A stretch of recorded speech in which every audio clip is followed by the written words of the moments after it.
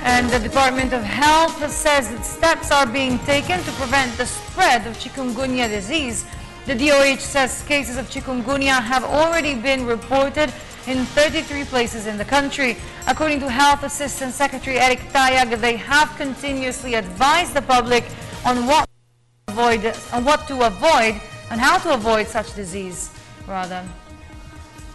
Ang action natin doon ay yung lamok. Kasi... Sa patient, wala? Hindi. Yung sa lamok muna kasi ayaw natin madagdagan yung pasyente. So kahit wala bang namamatay dyan, ayaw namin na... Oo, dumadami. Kasi naapektuhan yung trabaho nila. Kasi sobrang sakit daw talaga ng joint pains.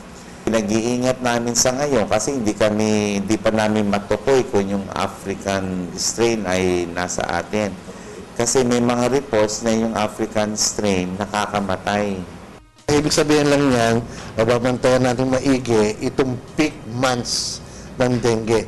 So mula sa July, August, September na peak month, ito yung mga kailangang nabantayan at yung ating massive campaign, massive proactive stance dito sa dengue ay mayroong binubunga naman.